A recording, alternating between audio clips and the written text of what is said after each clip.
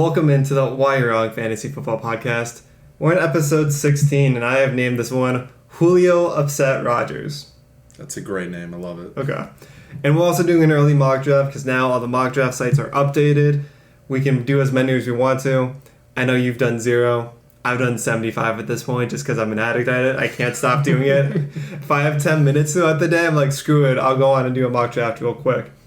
But you are the fantasy force here. I'm your monotone master. You can find us on social media, TikTok and Instagram at Why You're Wrong FFB, and on Twitter as You're Wrong FFB.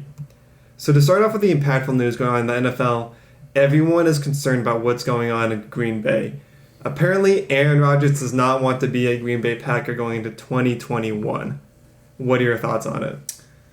I don't think Aaron Rodgers will end up being the quarterback in 2021.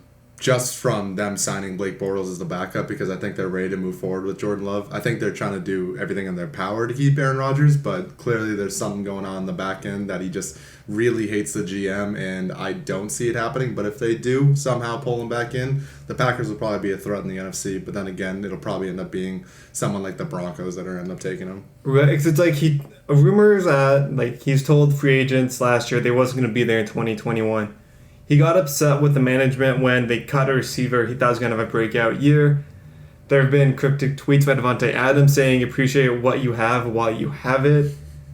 As you said, they signed Blake Bortles, which kind of tells me the Packers are kind of panicking. Cause it feels like they're not. If they were super confident in Jordan Love, Aaron Rodgers would already be gone by now. They would have basically gotten picks in a trade worth Aaron Rodgers' value and then tried to build the team around Jordan Love, but they haven't yet. They're kind of like dragging their heels on the whole scenario. Well, I think that they're just hoping that he will just agree and come back and be like, Aaron, we need you. Come back to us. But at the same time, I think I saw a tweet or something like that he's been wanting out for the last 3 years. He said this was the year that he wanted out unless things were changed. He said that he wanted the GM to be fired. GM's probably not going to get fired. So if you're not going to please Aaron Rodgers wants to be out. So I think they probably will end up moving with Jordan Love, which just means ultimately is Davante Adams going to be good this year? Is Aaron Jones going to be the same type of player? But I believe in Jordan Love. Not a lot of people do, so I'd still hold steady on it. I think because those are the two players that are going to be impacted the most if he leaves. I think the world, the way the team has placed its money, Aaron Jones will still have a decent year. He might not have a top 5 year like he's had the past few years, but I think everyone's more kind of bearish on what's going to happen to Davante Adams. Well, I think Davante Adams is still a freak regardless, and it really all just depends if Jordan Love lives up to the expectation that he is. He's flashy. He's good. Just go look at his highlight tapes. You're going to be astonished by how good the kid actually is, and they drafted him for a reason. So it really depends on if he can fit in the system well or if Aaron Rodgers comes back. But I still think Davante Adams probably will still end up being a top 10 receiver, but that's still to be determined. If Aaron Rodgers is there, he's still the number 1 pick. If he's not there, he's probably somewhere in the 5 to 10 range. Yeah, there's a lot more better guys out there that you can trust. He still has that elite level talent, but then again, you don't trust the quarterback behind him just yet. But then again, still a safe pick because the dude's a beast. Right. The other kind of rumor mill going on that's a little bit more concerning if you're an Atlanta Falcons fan is that Julio Jones may be traded after the June 1st deadline. So it's kind of the situation where Julio Jones leaves, the value of Calvin Ridley and Kyle Pitts now skyrocket up the charts, right?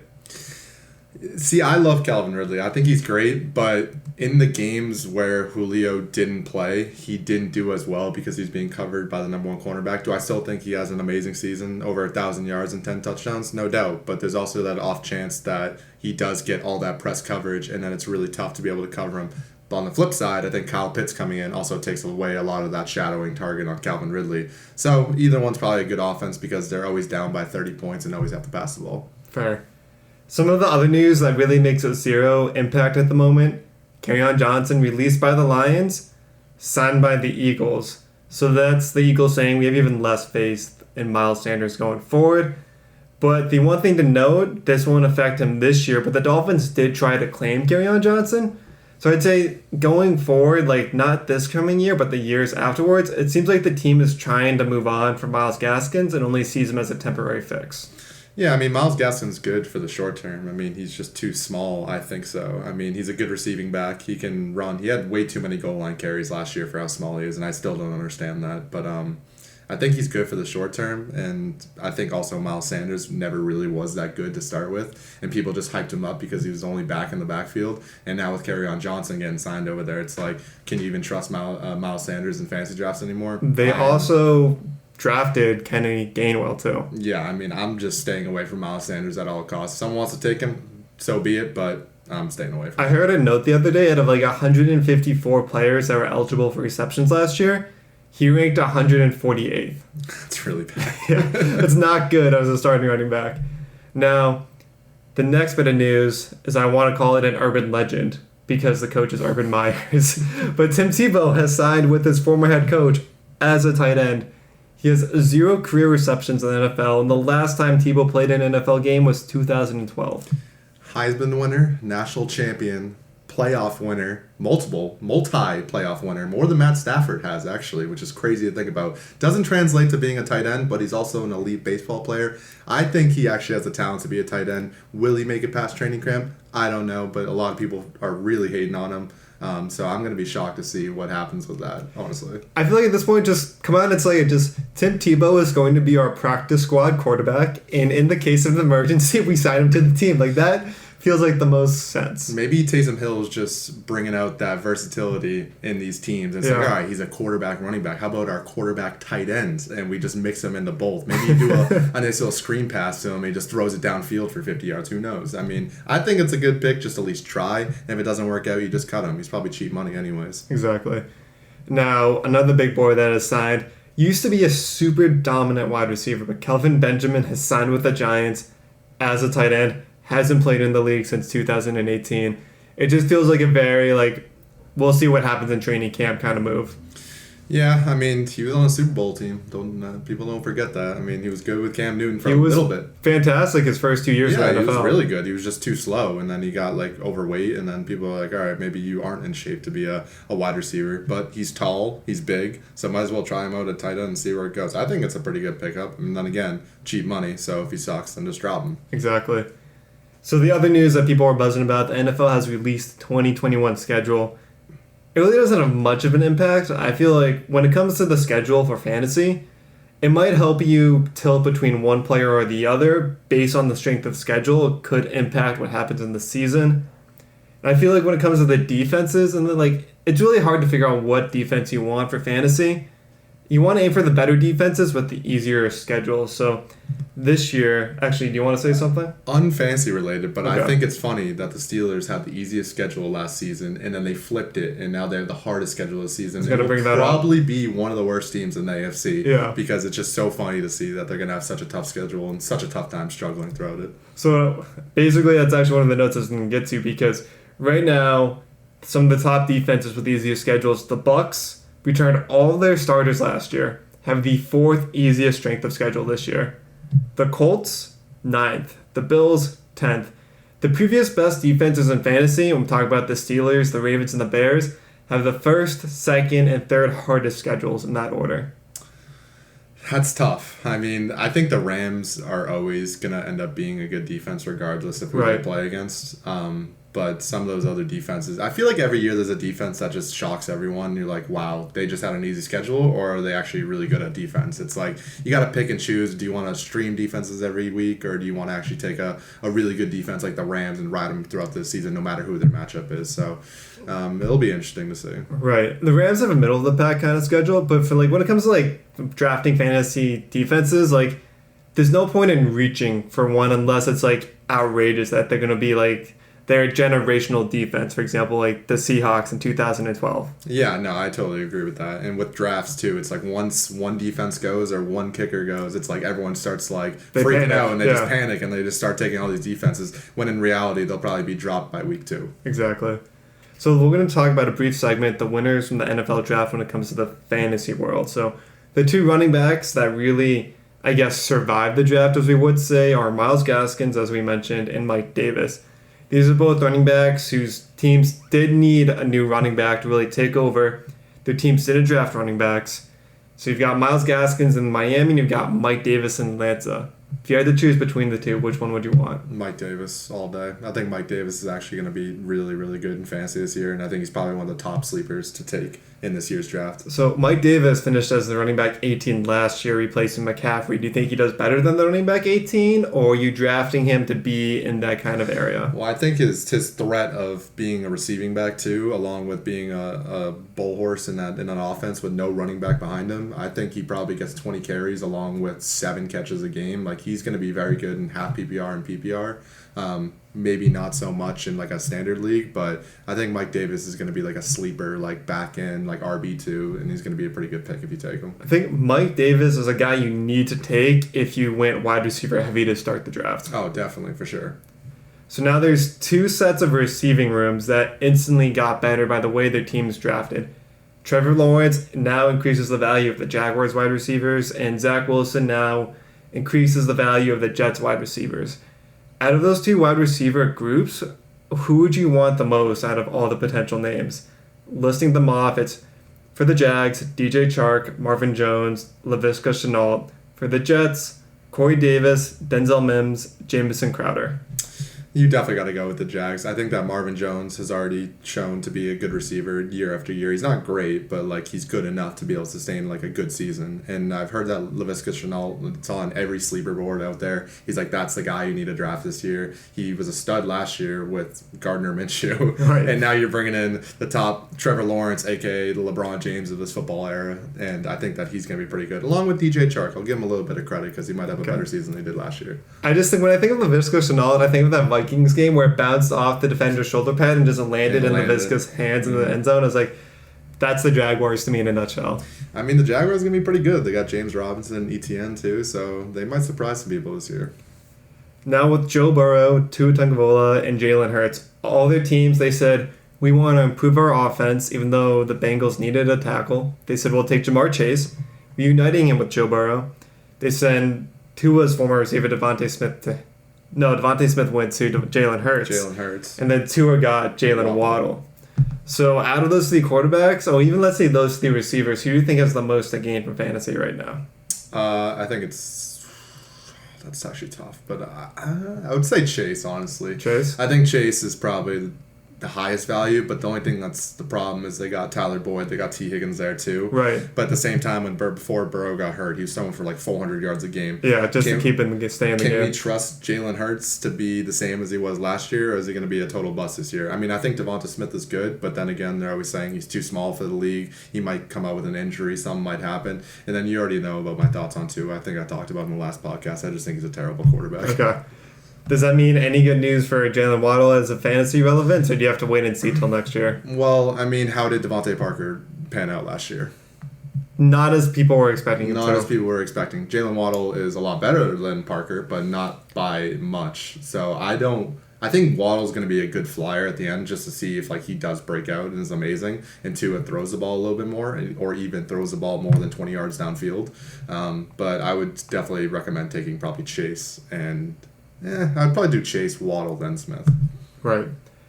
Now, this is a running back drafted not in like the top 5 of the big names everyone was talking about going forward. Michael Carter from UNC gets drafted to the Jets.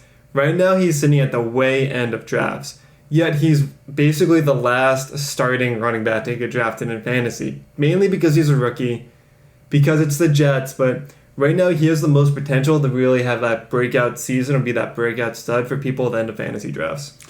Yeah, I agree. It's just, do we trust the Jets? Not really. No, I don't think we've trusted the Jets for the last 20 years. Do you trust Zach Wilson? I trust Zach Wilson, but then again, it's like, how much can you actually trust him? I can trust him to get me fantasy points. I can't trust him to win games. Okay. So, from a fantasy perspective, he might put up some close games. It might be like a 38-35. Like, Zach Wilson throws 4 touchdowns and, Carter Williams, he gets a couple touchdowns here and there, but I just don't know if it's going to translate to fantasy value too, because the Jets disappoint year after year, and it's kind of just sad at this point. Now, he technically, I can't call him a fantasy winner, but the Washington football team did not draft running backs. And Antonio Gibson, there were haters out there saying that the football team was going to draft a running back. They did not. Antonio Gibson is still very much alive in the fantasy world. Is J.D. McKissick still there?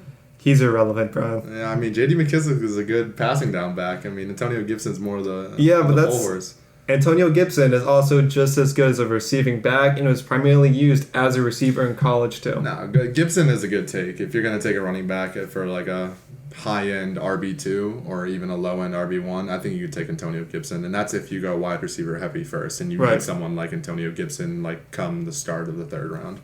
He's going to be that guy. He may fly up draft boards or he may fall down draft boards depending on how training camps go for those guys in the third and fourth round. Well, maybe Fitzmagic leads them to a playoff run. You know, that division's always wide open every year, so you never know, honestly. Antonio Gibson can go for 1,500 yards and 13 touchdowns. Brian, don't make me happy. Don't get me going. We'll see. But we got to talk because with every winner, there is a loser in the draft. So the biggest loser I feel like on paper is James Robinson. Mainly because he had this phenomenal breakout rookie year, and then the Jaguars said we're drafting Travis Etienne. It's tough. It's definitely tough. But the thing is, I think James Robinson falls so far down draft boards now that if you take him and just take the risk, there's a off chance that he still gets 75% of the workload. Because they already said, they came out that James Robinson and Carlos Hyde are the 1 to third down back, and then Travis Etienne comes in on third down backs. Do I believe that what they're saying is true? Hell no. Yeah. I think that Travis Etienne's going to end up being probably 50% of the workload by the end of the season. But I think that if James Robinson does fall low enough, it's worth taking just because of how good he was last year. I think realistically, like even though they like to say we have James Robinson and Carlos Hyde, it's going to be we have James Robinson for 1 and 2, and then I can easily see Travis Etienne. Like I could see them going back and forth. Like Carlos Hyde won't be a factor, but at like best it'll be a 50-50 workload for each one. Carlos Hyde is he's that guy that's going to come in like, we need 1 yard, let's go get it. And they'll throw in Carlos Hyde, and he gets you 4 yards, and he goes right back to the sideline. That's what he is. Another running back loser, I feel like, is Melvin Gordon. I feel like before the draft, when they got rid of Philip Lindsay, it was like, okay, Melvin Gordon has the full workload now. And then the Broncos went out and said, we're drafting Javonte Williams out of UNC, who's compared to Nick Chubb, second round. It just says, like, I can't draft Melvin Gordon because I know he's not going to get the full workload now. But I don't know if I even want to draft Javonte Williams because will he get the full workload? Is it going to be like one of those 50-50 splits we don't even know? Well, I feel like the Broncos have been 50-50 splitting for the last 5-6 seasons anyways. I mean, they had Philip Lindsay, they had the Devontae Booker era, and then they brought in Melvin Gordon, and no one's really ever gotten a full workload. I mean, Melvin towards the end of last year was getting, like 15 to 20 carries, but, wasn't that amazing and some reliable running back that you can trust. I would definitely take the rookie over Melvin Gordon, probably just with a higher upside, but at the same time, I don't think you can trust either in that backfield. It'd be like the typical rookie running back scenario where if Javonte Williams is going to take over, it's going to come right around that bye week when the team can switch over fully. Exactly. And then again, the Broncos might not even win 3 games this year, so yeah, we'll see how that works out. A guy I'm very bearish on that we even just mentioned earlier is Miles Sanders. Basically ranked one of the worst pass-catching running backs in 2020. Just couldn't... The amount of times a Miles Sanders owner was punching air because Corey Clement or Boston Scott was on the field in the red zone or taking valuable snaps away from Miles Sanders. I just don't have any faith in him going forward. I don't either. I didn't have faith in him going into last year either, and he was probably the most hyped up running back going into last season. And now coming into this season, people are like, okay, now we understand what Miles Sanders is. We understand that he's a little bit injury prone, can't catch passes. Like, do you really want to trust that guy in your fantasy team? I don't. No. He's going to be one of those guys that falls to the 4th round, and then you still don't want to take him because you know what you're going to be getting. Exactly. Okay. We mentioned Jamar Chase kind of messing up the T. Higgins, Tyler Boyd flow. I feel like Will Fuller is a big loser so far in free agency and because of the draft, because he goes to a team that doesn't have an as talented quarterback as he's used to playing with. And now I just feel like he's one of several, like, their wide receiver room is now kind of crowded with similar kind of talent. Yeah, I agree with that. Will Fuller is very good, but at the same time, he's better off when he's like the main guy on that team. Like, he was a monster on the Texans when he was just by himself last year. Was he taking steroids? Yeah, it helps a little bit. It helps a little bit, but at the same time, Will Fuller was always good, and his only problem was that he got injured year after year after year, and he's always had that talent. So I think it's worth taking just in the draft. He's probably going to go lower anyways, so might as well just take a flyer on it and just hope for the best. All right, do you know what time it is, Brian? Draft time. It's mock draft time. I'm so excited. Let's do this. All right, starting off with this first mock draft of our season. The NFL is 4 months away, but that doesn't mean I'm not mock drafting every day, Brian. Did want to note this is my first mock draft, and this is his 75th mock draft. Yes. So I've done way too many. So this is going to help me for future drafts, but at the same time, I might make some picks that I regret taking in the end. Well, that's the whole point of mock drafting this early. So what we're doing is it's a 10-team league that's pretty standard among most fantasy leagues. Half PPR, snake draft. Brian got lucky and drew the number 3 pick. I got very unlucky and drew the number 9 pick. But we're going to see how this plays out. The platform we're using is Sleeper, which is very automated. You can invite your friends, so you can do fantasy drafts right off the bat. You don't have to sit in a lobby and wait for some randos and then end up with trolls who don't draft accordingly. This is a very automated process, and I find that they throw in curveballs. Like, the way they program the AI in Sleeper allows for people to have like a more like random but like still accurate kind of draft, and you can bang them out quickly if you really want to. So we're going to begin this draft, Brian. Let's do this. Just going to double check those settings. Half PPR, 10 team, roster settings. The 9 pick. 9 pick. It's rough. I've done a few drafts at 9, but here we go. This is my first time doing Sleeper, so... Oh, wow, this draft's quick. Someone took Derrick Henry with 2? Wait. So there is the randomness where someone might take Derrick Henry or Dalvin Cook before Christian McCaffrey, because there is that injury risk, because Christian McCaffrey finished outside the top 30 last year, if you remember. So my options here are Christian McCaffrey, Barkley, or Kamara, and Barkley is also injury prone. Kamara, we don't know who his quarterback's going to be and how it's going to affect him, so I'm going to go with McCaffrey and just go with the gamble. I feel like it's one of those situations where with Sleeper, the top 3 picks are going to be one of those 3 guys. So in this situation... Okay, so the problem I have is this is kind of like where you have to decide you want to go wide receiver heavy or running back heavy. But as a drafter, I always want my running backs early. So I think he had a down year last year because of all the injuries on his team. So I'm going to go with Zeke as my first pick. It's a good pick. And when Tyreek Hill, Aaron Jones. So the running back I normally like to take here would be Aaron Jones. There are a bunch of really good wide receivers on the board, but for some reason with my luck, anytime I draft a wide receiver early, it's always their bust year. So I'm going to feel like there's so many guys like on the board that I want right now. It's just hard because it's like, do I overdraft the guy I want that's not going to get back to me if I don't take him here? Or do I draft the guy I know I should draft? And I think depending on how our league's going to go, he might get back to me, but I have to do the right thing here and take the guy who I think is going to give me the best value. That's a great pick, honestly. It's Austin Eckler right there. I was thinking the same thing. That's a really good pick right there. Eckler is going to be an absolute monster this year. If you can get him in fantasy drafts, take him at all costs because he's going to be absolutely ridiculous. Oh, I got a tough option here. So, Brian, I know you have love for Calvin Ridley. Is this where you're willing to take him at the 2.8? See, I would love to take Calvin Ridley, but then there's also A.J. Brown on the board, who is very consistent as well. And there's also Justin Jefferson and Antonio Gibson, so this is a very, very tough pick for me, but I do get another pick coming around on the backside, and I'm hoping that Antonio Gibson can fall to me on the back end here. So I'm going to go, and I'm going to go with my trusty one, and I'm going to take A.J. Brown here. Let's see.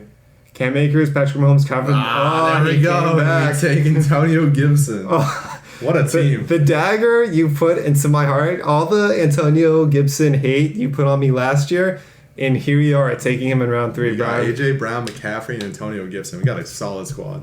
So here's the part that gets frustrating for me, because now we really ran out of running backs at this point. And there's some really good receiving options on the board as well. Right now, there's 2 guys that I want. They will most likely come back to me, just given the way the ADP is right now. I think this receiver is going to have a monster year this year because his quarterback loves throwing the ball to his number 1 guy. McLaurin is going to have a fantastic season this year, in my opinion. But the running back I really also wanted to fall to me did not fall. I really wanted to take Najee Harris as my running back 3. So that puts me in this tricky position because I love Chris Carson. I just don't know if Chris Carson is going to have the year that we want him to have because they're really preaching Rashad Penny again this year. Those rumors are starting to come out. might be more of a 1-2 punch. So even though I love going triple RB in most of my drafts, I think at this point I need to take the best player available, and I want the positional advantage that the tight end room has to offer. I think you have to do this. And typically I'd be going with a different guy here, but since he's fallen so far down, I have to go George Kittle. Of course. The 4th round. I mean, that's a great pick. I mean, I don't think you can choose anything else other than that. Ooh, now I have a tough option here. Now the wide receivers are getting a little bit low here, and not many guys that are just absolutely standing out to me. Or I could just go heavy too, and I could just hop on the tight end train and start going with Darren Waller. Well, see, like, one of the things is the receivers in rounds 4 through 7 typically do better than the running backs in rounds 4 through 7. So typically picking a wide receiver in the 4th round is not a bad option at all if there's still valuable names on the board, which there's about 5 guys I'd be happy walking away with in the 4th round right now. See, there's Julio Jones too, which is, I just don't trust just the injury history, where he's going to end up. It's just so hard to trust and take him. But if you do take him, he could end up being a top This is 5 the fantasy furthest player. Julio Jones is ever going to fall in drafts this year, is late into the 4th round. It's crazy. You know what? I'm going to take Julio Jones, and I'm going to trust it. I'm going to do it. There we go. Darren Waller right off the board, followed by Josh Jacobs, Robert Woods, and Amari Cooper. And now I'm back at it. Oh, this is where I really want to take this person. I know who it is, but are you going to start the train right here? I think I will, honestly, because he is that good, and I've had him. He led me to a championship in my other league, and he is that good. See, at the same time, though, I could take so many other guys. See, I don't want to, now that I passed up on the tight ends, I can't, I'm probably going to end up waiting for a later tight end. I don't really need it. I think as you were saying, sorry to cut you off, the 3 tight ends you really want this year that are worth taking early is Kelsey, Kittle, Waller. Mm-hmm. The others, that you're getting to a mixed bag of I don't really know what's going to happen. When did Mahomes and them go? Mahomes went in the 2nd round. That's crazy. All right, yeah, I'm going with Josh Allen. I'm going to start the train. I think Josh Allen's just a freak. He's a dual-threat quarterback. He's only going to end up getting better, and I think the Bills are a legitimate Super Bowl team this year. So I'm in this boat where I didn't get to go triple RB heavy because my draft spot. So I'm going to take Myles Gaskins right here in the 5th round, and then I'm going to start the other train, the other quarterback train. I'm going to take Kyler Murray here in the 6th round. It's a good pick.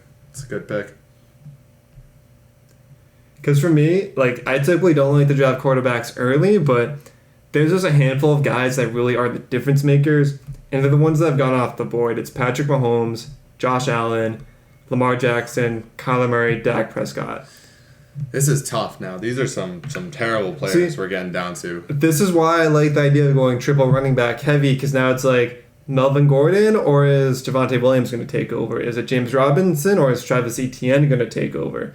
Is there Raheem Mostert, or is he going to get injured? See, I don't even want to take one of those guys. Exactly. That's how bad it is. So I do understand how this all plays out, but considering I don't like any of those guys and I'm just going to take a flyer on a running back later, I'm going to take Tyler Lockett here and put him in as my 3. And now we're back to it. Oh, God, this is just brutal. All right. Now, okay. I mean, this might be a stretch, but I think I'm just going to pull the trigger on it and just take Mike Davis here. I'm thinking about it. It might be a little bit of a stretch, but I honestly don't know if it's going to fall back around if I don't take him now. And honestly, I think he's better than Chase Edmonds with James Conner in the backfield. I think James Robinson and Etienne are the same thing. David Johnson can never be trusted. You're really going to trust Ronald Jones at this point. And then I already got all my other guys. So I'm going to go with Mike Davis here. It's a little early, but I want him anyways. You want to secure that guy before he doesn't come back to you in the 8th round. I like that pick, honestly. See, now I'm in the position where I've got my 3 running backs, I've got my tight end, I've got my quarterback. Now I can just take my shots on the receivers that I believe in. So I don't have to look at the board and be like, man, there's all these question marks at tight ends and running back. I'm going to go with Courtland Sutton as my first pick. And then coming back into the 8th round, there's DJ Chark. I mean, I think he's going to have a better year, but I want to get a guy who's so consistent. He's going to be great this year. I know he's not going to come back to me in the 9th round. I'm going to take Robbie Anderson right here. It's a good pick. Robbie Anderson and Cortland Sutton are very good picks. So I think that there's those low-end guys that, can spark and be really good. And Sutton was amazing before he even got hurt, too. Which exactly, and he was amazing with poor quarterback play. Will he shoot up the draft boards if the Broncos get Aaron Rodgers? Yes. But with Drew Lock, Cortland Sutton could still somehow be a top 20 wide receiver. I totally agree with that. All right, now we're in the point where it's like, all right, I have my 3 receivers. I have a quarterback. I have 3 receivers, 3 running backs. Now I got to start thinking about a tight end. Right. I don't love Noah Fant, but it's almost to the point where he's so hyped up that he has to be good. He's fast. He is good. They got a new quarterback. I believe in Teddy Bridgewater more than I believe in Drew Lock. Okay. So I'm just going to take it. I probably would end up streaming a tight end if he ends up sucking or if he ends up getting hurt, but I'll take him here because I want this other person to fall to me when it comes back around. Oh, he got taken. You want Jamar Chase? I was going to take Jamar Chase. I thought that this draft was going to let him fall to me because he was so low. So that just absolutely fell to a disaster. All right. Now we're stuck with...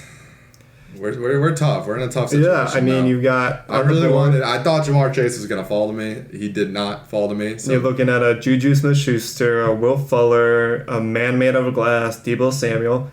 Isn't Zach Moss technically a starting running back, Brad?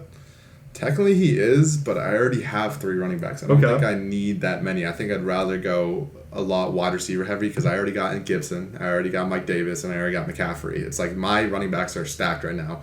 My only threat is that Julio Jones could end up getting hurt. Then I'm starting Tyler Lockett as my 2, and I need that other guy. I don't love taking Juju Smith-Schuster. It hurts because it hurts. He's not terrible, but he's not as good as the NFL world wants him to be. Yeah, it's almost like I have to, but I don't want to. Right. So, and I don't trust Will Fuller with Tua, and Deebo Samuel, he's another question mark that I also just don't love at the same time. So I'm gonna go Juju, sadly. I really want to Chase, but that just hurts. Okay, so here is one part I want to talk about just a little bit. Typically, early in the draft, let's say I didn't go to get George Kittle, I didn't get Darren Waller, the guy I'm normally aiming at in the late 9th round is Logan Thomas. I think he's one of those reception monster tight ends, which would be great in half PPR and full PPR. And he also has Ryan Fitzpatrick as his quarterback too, so he's going to have a great season regardless. But I'm also at the point where I've got my tight end in George Kittle. I might go with Deebo Samuel right here and see if the other guy I kind of want to pick falls to me. I'm surprised Deebo Samuel fell that far back, too. So, the guy didn't make it back around.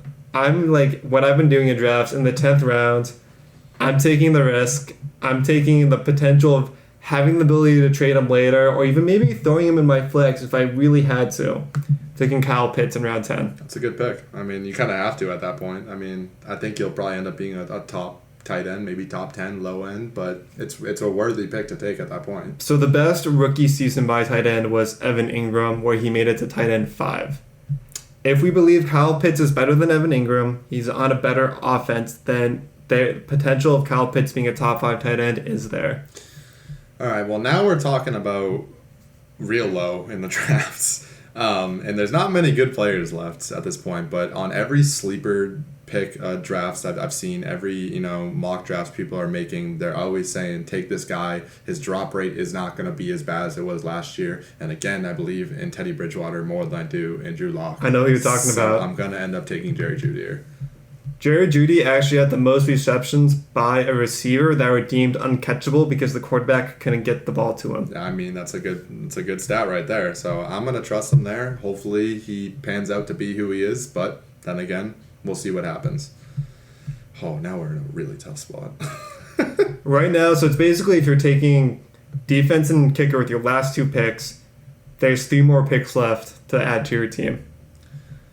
Yep. All right. So now we are stacked on running backs. Do we have to? We don't have to draft a quarterback at this point because you don't really need a backup tight end. I'm in a backup quarterback at this point.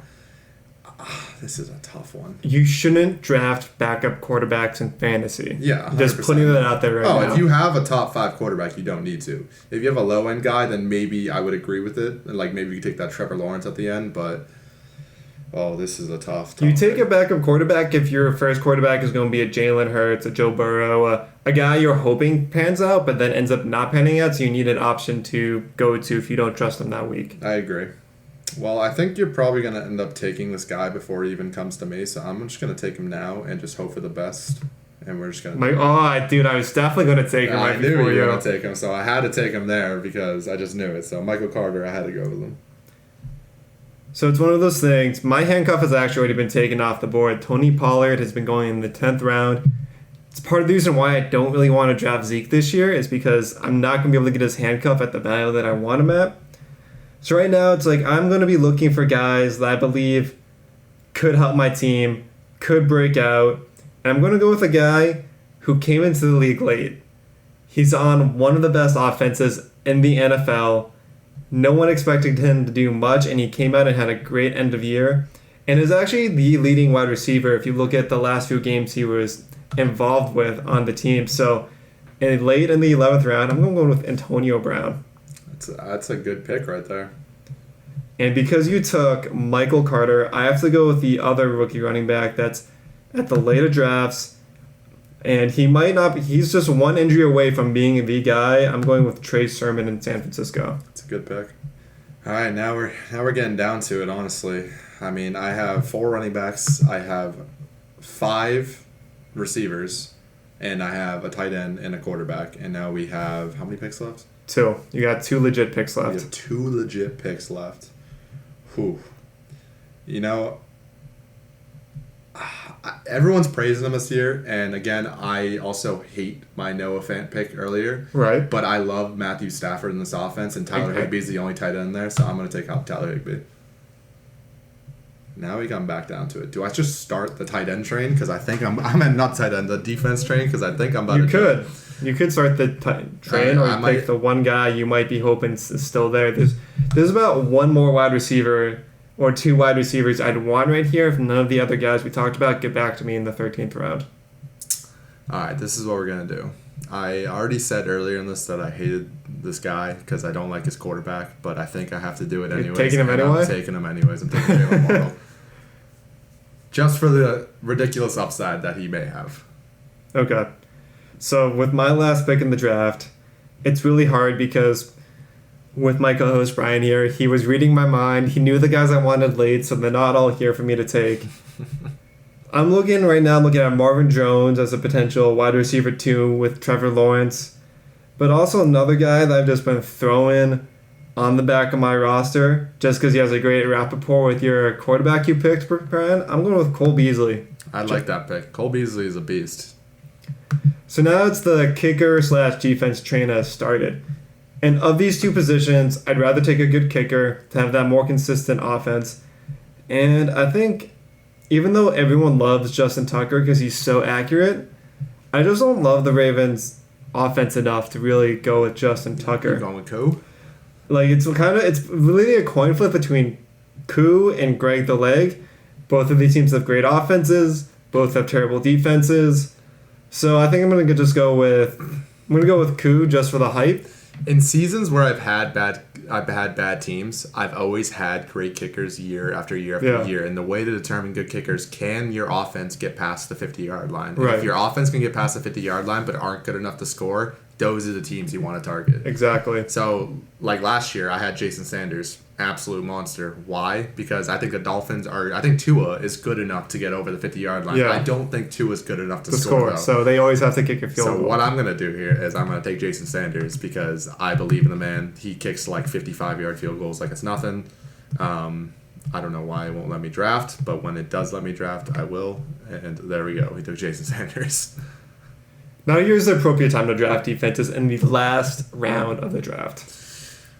See, now I didn't know, and I don't know anything about defenses coming into this. Again, this is my first mock draft, but from what you told me, that the Bucs bringing all the guys back and having one of the best one of the easiest schedules in the league. It makes so much sense. It just makes sense because they were so dominant in the playoffs. I'm just gonna go with the Bucs, but then again, I'll do more research when draft time comes. I really like my team. I feel like you shouldn't have McCaffrey. It was just the way the draft went that he fell to you right there. Yeah, but I'd be happy with Derrick Henry too. So this is the part that's like hard because now like 8 defenses have gone off the board. Some of them are just random picks because I feel like the computer doesn't know what they're doing. So it's just like one of those situations where Take Trevor Lawrence. Just do it. Just do it? Just do then it. I don't have a defense. Well, you can pick up a defense. These guys are going to be here anyway. Going with the Colts. Oh, shame. So going over the teams, Brian has Christian McCaffrey, which he shouldn't have in the 3rd pick. Let's just go with it. His receiver, A.J. Brown, Antonio Gibson, Julio Jones. He's got Josh Allen at quarterback. Then on his bench, he's got Tyler Lockett, Mike Davis, Noah Fant, Juju Smith-Schuster, Jerry Jeudy, Michael Carter, Tyler Higbee, and Jalen Waddle round out his team with Sanders and the Tampa Bay defense. I've got Ezekiel Elliott, Austin Eckler, Scary Terry, George Kittle late in the 4th, Myles Gaskins, Kyler Murray, Courtland Sutton, Robbie Anderson, Deebo Samuel, Kyle Pitts, Antonio Brown, Trey Sermon, and Cole Beasley, rounded out with Younghoe Koo and the Colts defense. I'm just saying, I think my team beats you in week 1 if we play. I agree with that just because you have my hero on your team. That's the only thing I'm going to give you. Antonio Gibson, I'm all aboard now.